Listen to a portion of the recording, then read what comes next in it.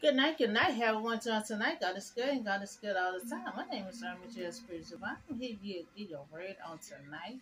And the topic gonna be Hagar and Ishmael, her son, was sent away by Abraham. You know, sent away with no direction. She didn't know where she was going, what she gonna do with the small child. They were just sent away. And Hagar was caught in a crossroad. Didn't know what direction she was going to. So we left off at that God fulfilled his promise to Sarah and Abraham. We just talk about Sarah and Abraham. God fulfilled his promise. It came to pass. Abraham and Sarah had laughed, with unbelief, but God turned their laugh into laughter of joy. So Sarah born a son, a promised child, named Isaac, who will fulfill God's promise. That's what we talked about yesterday. Now today package we're gonna talk about how Sarah, have her son, and she don't want to share. She don't want to share. She don't want to share Hagar's son, the inheritance with her son. Abraham will send Hagar and her son away. And Hagar's life will become at a crossroad. She don't know what to do, and she don't know where to go. Just send her away with no direction. With a small child, she don't know where she going. So this package is gonna come from Genesis chapter 21, chapter 8 through 20. Now Hagar's son from Abraham, has grew and was reading in on the day of Isaac, the same day when Isaac read. Abraham had held a great festival. So when they had, both of the kids, so he had this great festival. While Abraham held in this great festival, Sarah saw that Hagar's son, to Abraham was mocking. They're both around ultimately around the same age. Abraham had Ishmael first. So Sarah holding the baby. I see the video. Sarah holding the baby, and she just glancing over there at the other child, and she looking and she like, I do not want to share my son inheritance with this other boy over here. So Sarah started getting her feelings. She started being jealous because Abraham do love his first child also. So she felt like the child was mocking, like she was trying to have her son to be just like Isaac. And Sarah like, no, this is a promised child, and she did not want to share his inheritance with the other son. So now Sarah have her own son, a long way, but she had her own son, and she wants to get rid of the slave woman and her son. Now first she wanted this she wanted this slave girl. She wanted to build a life with the son that she had from Abraham, but that didn't work out too fine. She didn't do her research when she came up with this plan, because she didn't do it on God's terms. She did it on her own terms. And she did all her research. She thought she was gonna build a life and allow this girl to have a baby with her husband, and she thought Hagar was gonna step aside and just let her raise the son and do whatever she wanted, but it didn't work out. It didn't work out. She made a mess of herself. So Sarah don't want her son to share the inheritance, with her son Isaac. So when Sarah told Abraham, that Hagar and her son had to leave, this request distressed Abraham greatly because it concerned his son. Even though how the situation is and how Sarah had him to sleep with this slave girl, he still loved that boy because it was still Abraham is a righteous man. His wife not made him, but his wife told him to go sleep with this girl. And a baby came out of this process. And Abraham do love this son, but the wife and the slave girl was not getting along in the process. So he was concerned, like, you want me to tell my son and the slave girl to leave? Like, where is my son gonna go? How my son is gonna eat? So Abraham was very concerned. Even though how the son was conceived, it is still Abraham's son, and that he loved, and very concerned. Now Abraham don't have no direction, where to send them, but he knows they have to leave, you know. But God told Abraham, do not be so distressed, about the boy and the slave woman. Listen to whatever Sarah tell you, because it is through Isaac, that your offspring will be reckoned. So God had told Abraham, stop being distressed. Do whatever Sarah tell you to do. Because it's not your first child, it's your second child who gonna fulfill God's promise. It's not that God didn't like the first child. God loved all of us. God loved that son also. But if it having that son in the same under the same roof with Sarah and Isaac, it might be a problem because God will show the second child, it's a promised child that gonna fulfill God's purpose. So that's why the Israelite will go into slave. I told you that earlier. That's why they will go into slave, because God said he will make the son of the slave into a nation also, because he is your offspring. Talking about Ishmael. Ishmael was born to a slave. His mother is a slave. So Sarah took her slave to sleep with Abraham. So now God's saying, I will make your son of a slave into a great nation. Talking about Abraham's offspring. Jacob's children, were going to be trapped in Egypt as a slave, because Sarah had took her slave girl to sleep with Abraham to conceive this child, so into a nation also, because he is your offspring, now God will bless anything, anyone that's connected with Abraham. That's why Lot was so blessed. That's why they argued. They had to separate, because Lot had so much stuff. Abraham had so much stuff. Anything that's around Abraham are blessed. God said Abraham is blessed. Abraham gonna be a blessing. The whole nation gonna be blessed because of Abraham. And so this child, Ishmael, is his son. He gonna be enslaved also. But God also gonna bless that child too. But God is focused on Isaac right now, because Isaac gonna fulfill God's purpose. That don't mean God don't love that first child, because God do. God will deal with a project. He gonna make sure that project be fulfilled. So after God finished with Abraham, the next day Abraham had got some food together. Now this is slave girl and his son. They have to leave. Several told them they have to leave. Because so Abraham getting all the food together, getting all the skin together, getting all the waters together. He making sure they have food and everything. And then he put it on Hagar's shoulder and sent them on their way. So he set all the food in a century, on their shoulders and sent them away. So she went on her way and wandering in the desert of Beersheba. Abraham sent them away without a destination in mind. Abraham had nothing in mind. This is son. And he just gonna send them away. He ain't had no direction. He ain't had no clue where to send them at, so they can be safe, where they can have a roof over their head, where they can have something to eat. He get them some food and stuff, but how long they gonna last? He didn't have no direction what to send them at. So now Hagar's life is at a crossroad. They're gonna tell her she had to leave. She have a small child. She wondering, like, how I'm gonna take care of this child by myself? Where I'm gonna go at? How are we gonna survive? So she is bitter. Her life is at a crossroad, and she don't know what direction to go at. So she wondering with an infant until their supplies, run out. So she just walking and walking in the desert of Beersheba. Abraham give us some wood, food, and water, but we don't know how long they're gonna last.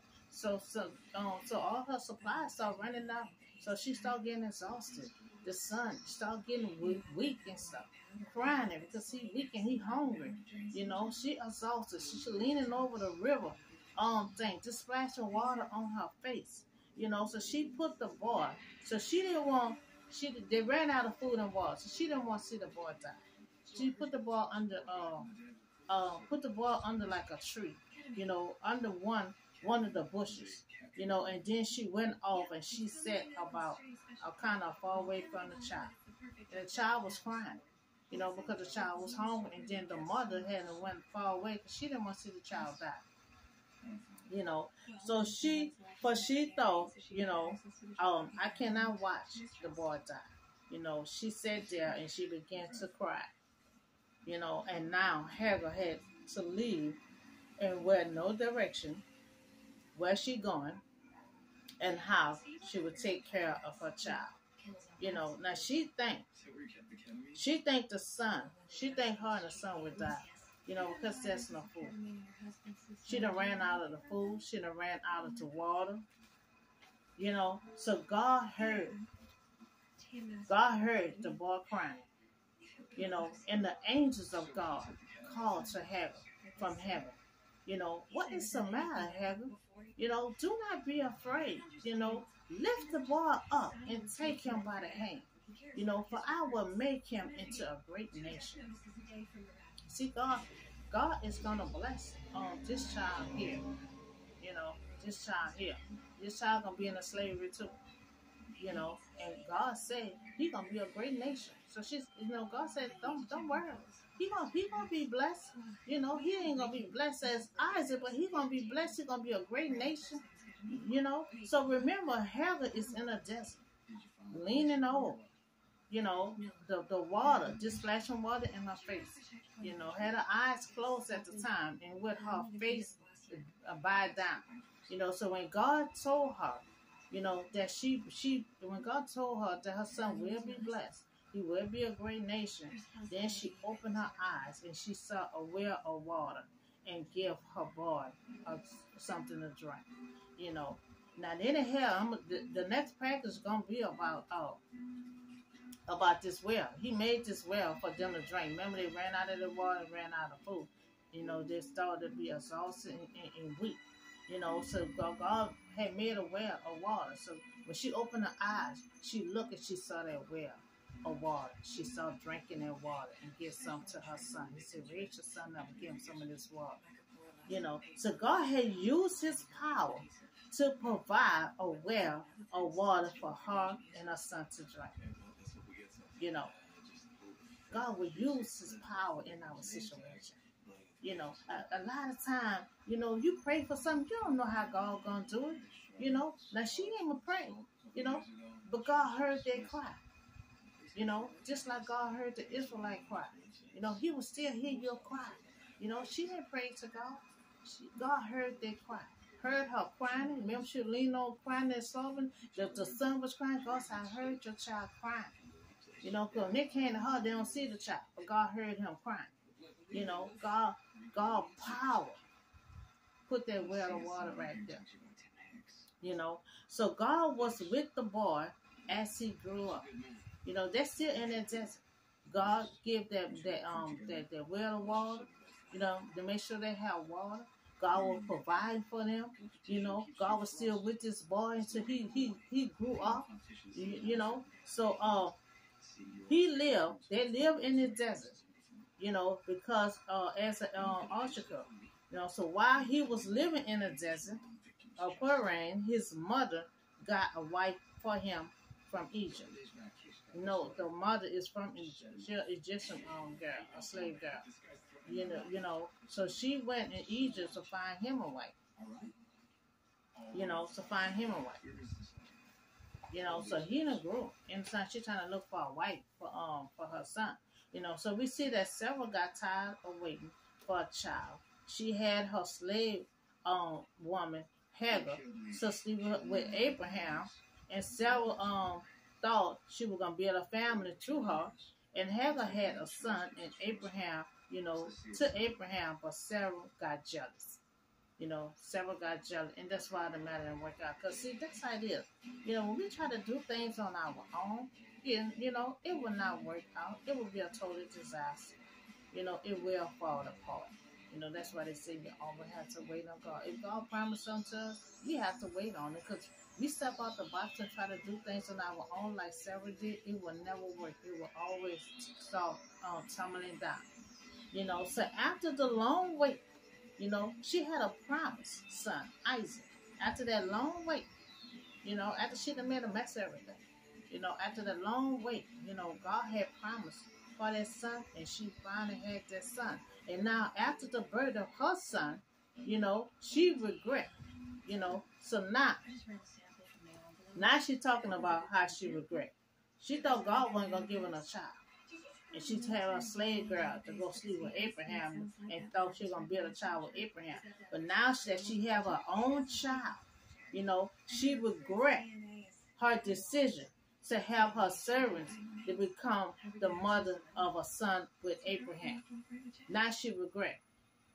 You don't never take another woman to sleep with your husband and think you can build a life with another woman in the midst of your husband and yourself. That will never work. That will always come tumbling down. So Sarah wanted the entire inheritance to go to Isaac, her son.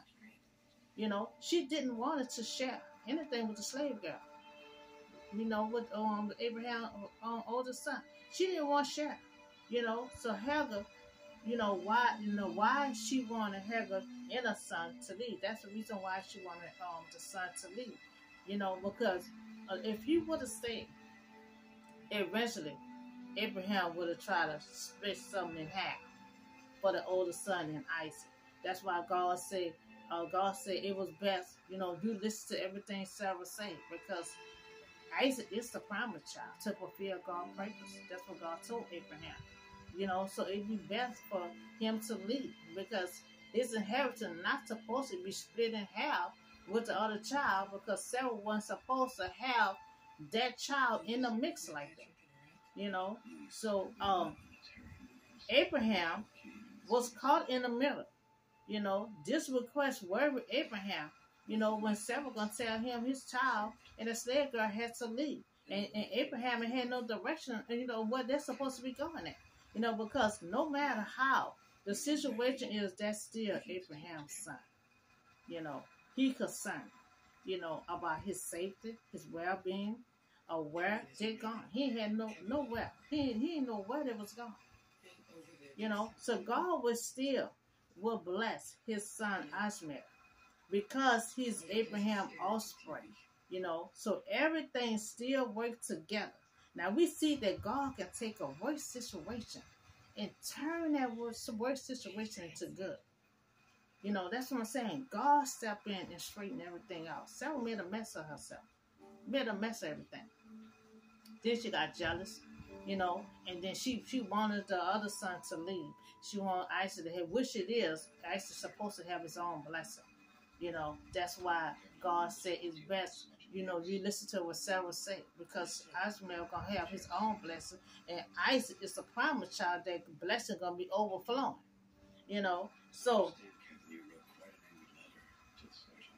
So God will bless Abraham's oldest son. He was still blessing.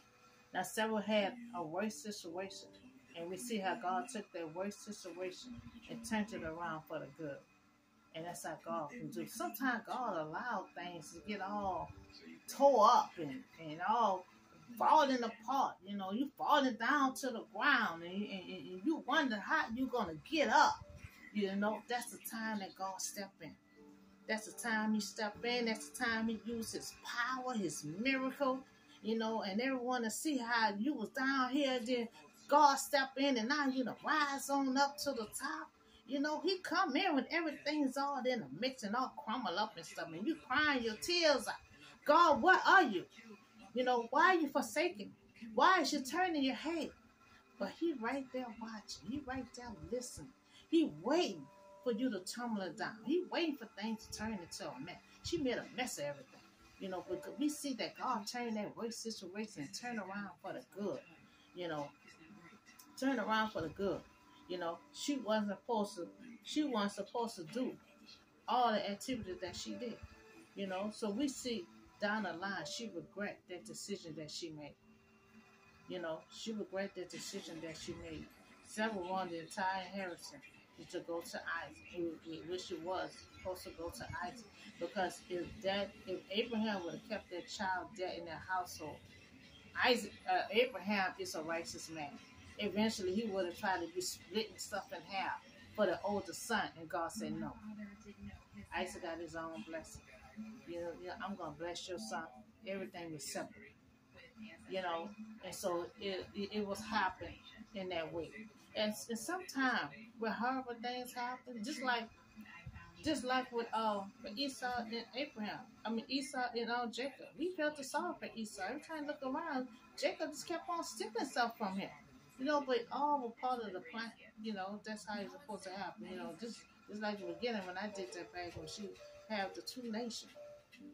You know, they said the oldest one, Esau was the older one, but they said the younger ones were gonna be smarter than the older one, gonna always manipulate the older. And we see that's how it was. Isaac was always manipulating Esau. You know, Esau was the older child, but he was a weak link. You know, he was very weak. You know, and sometimes when things happen, sometimes it's meant. You know, and Jacob kept on stealing from Esau, but it was all part of the plan. You know, because Jacob was God linked to his purpose. You know, that just like Joseph. You know, Joseph, his brothers, you know, were jealous. They throw him in a pit. You know, they throw him in a pit. You know, so sometimes we go through all kind of worse situations before God step in and turn things around and rise you up to the top. You know. So that's why all we gotta say, you have to wait on God. You have to wait on God. And sometimes it take a long time because God wait for everything to be in shine. But you know, because God show his power. He show his power and gets glory. You know, he get his glory. You know, when you fall in a pit, you know, when you down and you don't know how you're gonna get up. You know, you crying until your tears, you know, till you can't cry no more. God gonna step in, show his power, and show his glory over your situation. You know, he pulled the Israelite out from his mighty hand. He dealt with the enemy that kept on coming behind him and put them under that Red Sea. That was his power did that. You know, so God gonna show his power. He's gonna show his glory in your storm. You know, and April and was the 7th. You know, she got tired of waiting. We all get tired of waiting. You know, but I'm putting these stories together. You know, giving y'all the insight on the do's and don'ts. You know, to wait on God. You know, we see the story of Sarah. She didn't want to wait. She got tired. It took matters in her own hands. And we see that she got jealous. You know, she got jealous and the situation didn't work out. You can't sweat for another woman to have your child and live on the same roof and you thought you were going to build a family with your child when the mother's still right there between you and Abraham. That wasn't going to work. You know, you would have to have that woman's child and have her ship off at that moment. You know, and sign papers and she had to be gone. Not have her live under the same roof and think you can build a life with a woman's child right there between your husband and you. You know, so we see that situation that way. You know, so when God make a promise, we have to just wait on him. And I'm talking to myself too. You know, I'm waiting. You know, but you know, I'm complaining. You know, a lot of people complain, but just don't make action like Sarah did. Just don't take action. Just keep on waiting on God. You know, because your wait will be worthwhile wait. Because God had turned Sarah laugh into laughter of joy. You know, so y'all, that's all the word I have for y'all tonight. Y'all have a blessed night, and I'll see y'all in the next video.